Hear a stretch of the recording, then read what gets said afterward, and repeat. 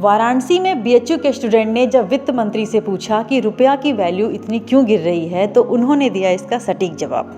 नमस्ते friends, welcome back to Archana blogs and reviews.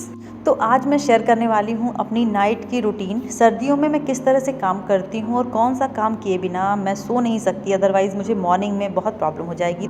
तो time हो चुका है डिनर प्रिपरेशन का, तो मैं बनाने जा रही हूँ सब्जी रोटी। मोस्टली मेरे यहाँ रात में जो खाना है बहुत ही हल्का बनता है और बहुत ही सादा बनता है, तो मैं आज मेरा मन किया कुछ डिलीशियस सा बनाने के लिए, बहुत ही सिंपल तरीके से। तो मैंने बनाया आलू टमाटर की सब्ज़ी, जो बिल्कुल मसाले जिसमें नहीं डलते हैं और काफ़ी टेस्टी लगता है ये। और मेरे यहाँ तो इसे बहुत पसंद करके बच्चे बड़े सब बहुत ही मन से खाते हैं। आप इसको मेरी तरीके से बनाइए, सच में बहुत अच्छा लगेगा आपको। और आपको पता है, इस सिंपल सी सब्ज़ी में मैं डालती हूँ उड़द दाल की बरी, जिसमें मसाले वगैरह डाल के धूप में सुखाए जाते हैं। काफ़ी टेस्ट उससे इसका इन्हेंस कर जाता है और हल्का भी होता है, बहुत अच्छा लगता है। ये देखा आपने कैसे मैंने इसे बनाया है। तो काम करते करते मैं आपको बताती हूँ वाराणसी की न्यूज़ की क्या कहा निर्मला सीतारमण जी ने। जैसा कि आप सब जानते हैं कि वाराणसी में चल रहा है काशी तमिल संगमम प्रोग्राम। उसमें शिरकत के लिए आई हुई हैं देश की वित्त मंत्री निर्मला सीतारमण जी, जो कि 3 दिन वाराणसी में रहेंगी और यहाँ का दौरा करेंगी, प्रोग्राम देखेंगी। उसके बाद जब वो बच्चों से संडे को मिलती हैं, तो बच्चों ने उनसे क्वेश्चन किया कि आखिर डॉलर के मुकाबले रुपया इतना क्यों गिर रहा है। तो वित्त मंत्री जी ने बहुत ही सटीक जवाब दिया कि उन्होंने कहा कि रुपया गिर नहीं रहा है, ऐसी कोई बात नहीं है। लेकिन अगर आप डॉलर के से रुपए की तुलना कर रहे हैं तो अलग बात है, लेकिन जब आप विश्व की दूसरी जो करेंसी है, दूसरी जो मुद्राएं हैं, उससे तुलना करेंगे तो आपको पता चलेगा कि रुपया गिर नहीं रहा है। फिर बच्चों ने उनसे क्वेश्चन किया कि जो ग्रामीण क्षेत्र में रोजगार के ऊपर कि उसके बारे में आप क्या कह रही हैं। तो उन्होंने कहा कि हमारे लिए बहुत बड़ी चुनौती है, और लेकिन आत्मनिर्भर भारत के सपने के माध्यम से हम इसे भी पूरा कर लेंगे। बहुत ही अच्छा लगा उनकी ये बात सुनकर। मेरा खाना रेडी हो चुका है। रात के बज रहे हैं 10:10 और आज काफ़ी लेट हो गया है खाना खाने और बनाने दोनों में। तो मैं खाना खा रही हूँ, उसके बाद मैं पूरा किचन क्लीन करूँगी, क्योंकि आप तो जानते ही हैं कि खाना बनाने के बाद किचन की क्या हाल हो जाता है किचन का। और देखिए पूरा कितना गंदा है चारों तरफ से, तो इसकी सफाई करनी बहुत ज़रूरी है, क्योंकि अगर आप अभी इसको छोड़ देंगे तो मॉर्निंग में फिर आपके ऊपर एक्स्ट्रा प्रेशर पड़ जाता है।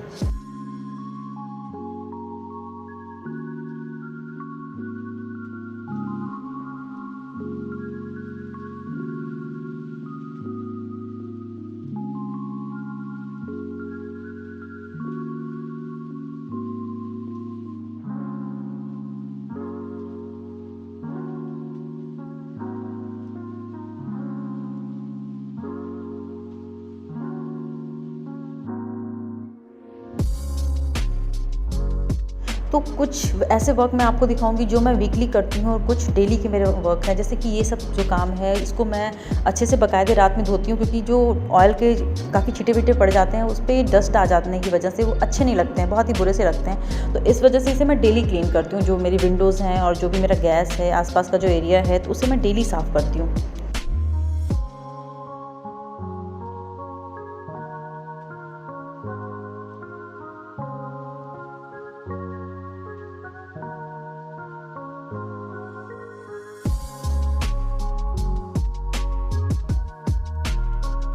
अभी दूध को मैं किसी अदर बॉल में ट्रांसफ़र करके इसका बॉटल को बॉयल करूँगी, क्योंकि रात में मुझे 3 बॉटल रखना पड़ता है अपने पास।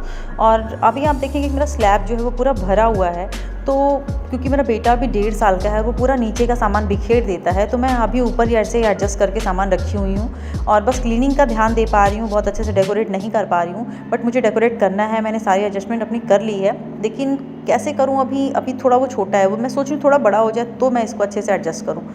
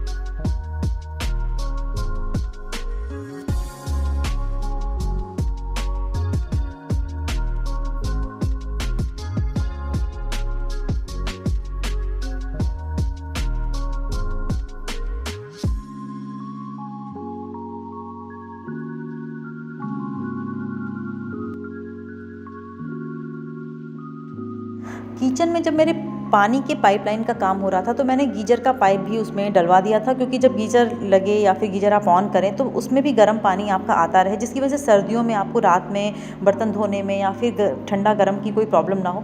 तो मैंने ऐसे एडजस्ट किया है, जिसकी वजह से मैं रात में ही बर्तन धो लेती हूँ, पूरा किचन क्लीन करती हूँ। स्पेशली जब आप बर्तन साफ़ करें या किचन को साफ़ करें तो उसके बाद किचन का सिंक एरिया जो होता है उसको क्लीन करना, उसकी टाइल्स को क्लीन करना बिल्कुल भी नहीं भूलें, क्योंकि वहाँ पे धीरे धीरे दाग ऐसे पड़ जाते हैं कि वो काफ़ी ज़िद्दी हो जाता है और बहुत ही गंदा लगता है वो। तो ये मेरा एक सबसे बड़ा काम होता है कि मैं उसके आसपास का जो एरिया है उसे ज़रूर साफ़ करती हूँ। और इसके बाद मैं पूरा वीक में एक बार मैं पूरा अपना टाइल्स साफ़ करती हूँ, आरओ पूरा क्लीन करती हूँ अच्छे से।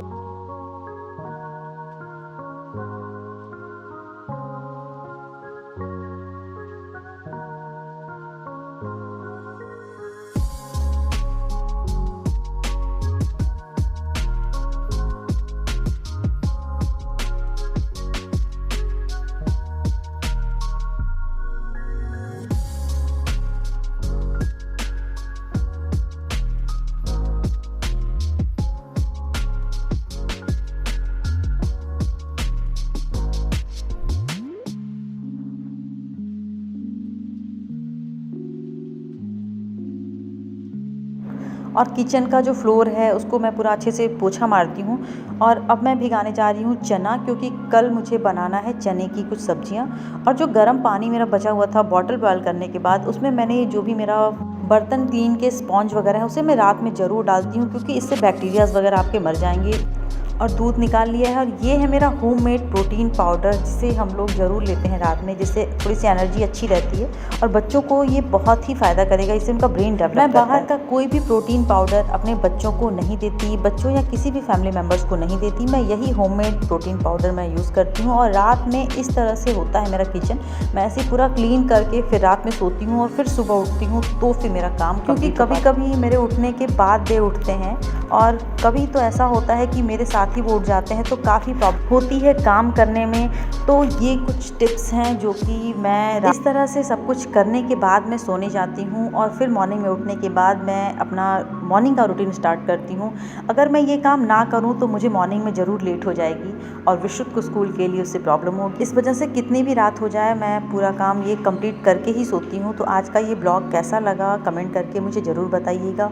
और अगर अभी तक आपने मेरा चैनल सब्सक्राइब नहीं किया है तो प्लीज़ सब्सक्राइब कर लें। Good night, thanks for watching.